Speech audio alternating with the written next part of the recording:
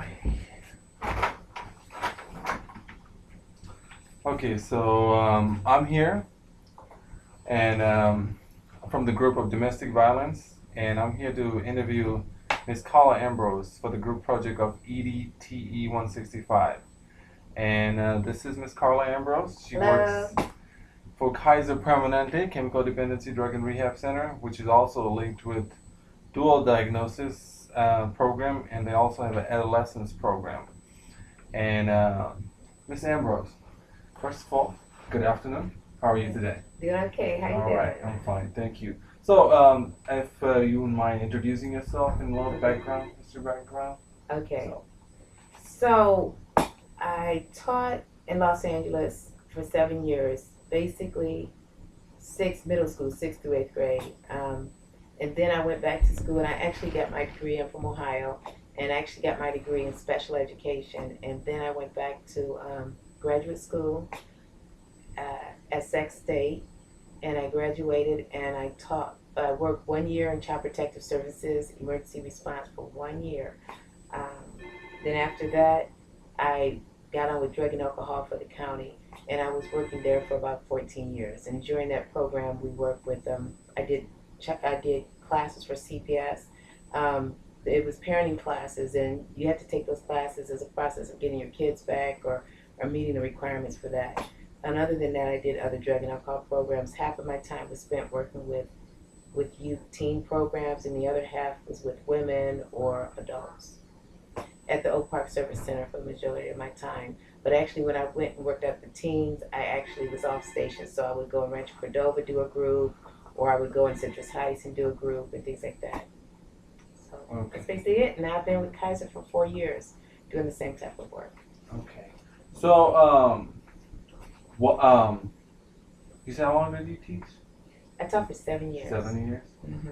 And was that just your starting point of teaching and then moved to social work, or was it just after teaching you decided you wanted to go into social work? You know, really, when I was young, I kept saying I wanted to major in social work, and everybody, even though teaching don't make any money, people were like, you can't go to social work, it doesn't make any money. So I decided to switch to teaching, and when I started teaching, then I decided to do special ed.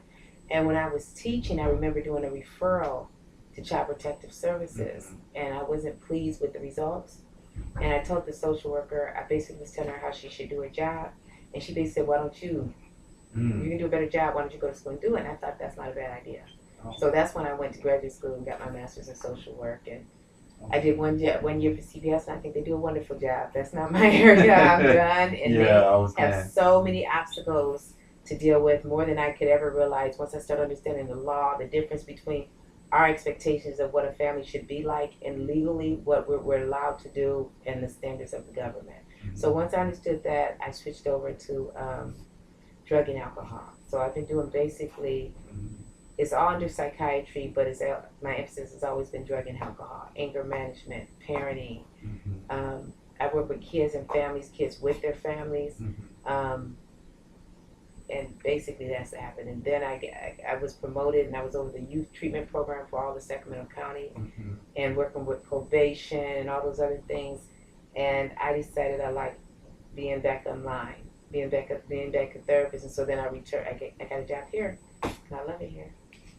Okay, so as you know, I'm here to, and I think it did fall in line with what you're doing. I'm sure you do come across cases of domestic violence, Right. and that's what I'm going to ask you a couple of questions. But before I go into it, I want to ask you some personal questions more, connecting you, because I know that you have a family of your own, and I believe your husband is a family lawyer, right?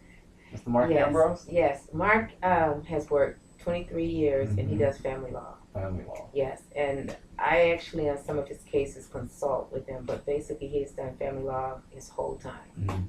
So yeah, he works with a lot of families, a lot of custody, a lot of legal issues, a lot of when they have to have a mediator, things like that. So. And what year was it when you worked for CPS? Wow, I worked for CPS right out of graduate school, Right. So it's been a long time. Okay. And then you have your own kids, right? Yeah. You have 2 boys? Yeah, 2 So, adult sons. Were you a mother then when you were working for CPS? When I started working for CBS, I had two. They were young. They were like in third and fourth grade, fourth and fifth grade, and now they're 20, 23, and 24. How hard was it for you to keep separate? Because I know you had to Right. go in times where you had to take the kids away, you had to make decisions. Did you ever come across with, as a mother, because Right. they said that mothers are emotional, very strong. Did it come to where how hard it was when you went home and you looked at your two boys? And It was really hard. Well, all my jobs was really hard.